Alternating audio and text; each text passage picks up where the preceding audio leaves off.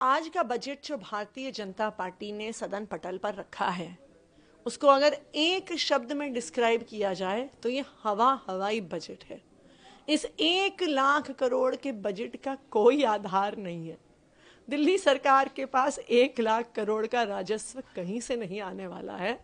और इसी वजह से जो कल हम सवाल उठा रहे थे कि आर्थिक सर्वेक्षण, इकोनॉमिक सर्वे सदन पटल पर क्यों नहीं रखा गया, इसीलिए नहीं रखा गया क्योंकि उसमें जो तथ्य हैं, उसमें जो आंकड़े हैं, उसमें जो विश्लेषण है, आज इस हवाई बजट की सारी हवा निकाल देता।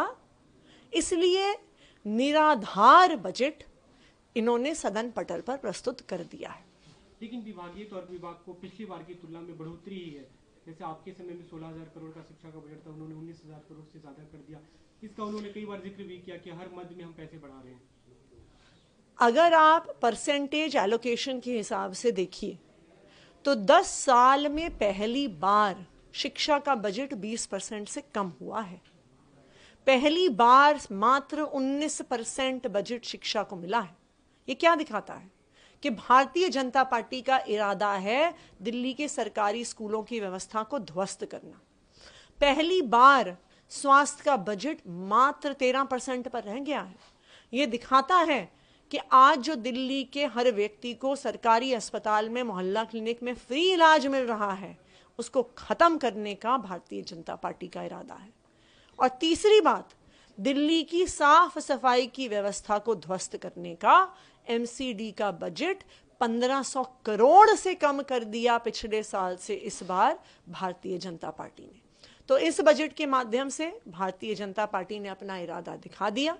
सरकारी स्कूलों को बर्बाद करिए, सरकारी अस्पतालों और मोहल्ला क्लिनिकों को खत्म करिए और दिल्ली में साफ सफाई की व्यवस्था को ध्वस्त करिए। बजट भाषण में आपकी पूर्व सरकार पे भी, आपकी सरकार पे खासतौर पर अरविंद केजरीवाल का नाम कई बार लेकर उन्होंने हमला किया कि पूरा एक तरह से फोकस भ्रष्टाचार पे था, कैसे पैसे इकट्ठे किया जाए।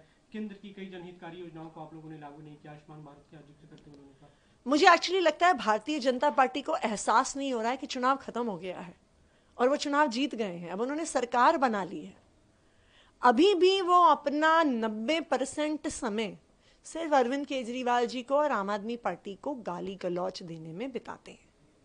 मेरा उनसे आग्रह है, चुनाव खत्म हो गया, आप चुनाव जीत गए। अब दिल्ली की जनता आपसे काम चाहती है। दिल्ली की जनता इंतजार कर रही है कि आप अपने काम के ब्लूप्रिंट को रखिए, जुमलेबाजी मत करिए, गाली गलौच मत करिए।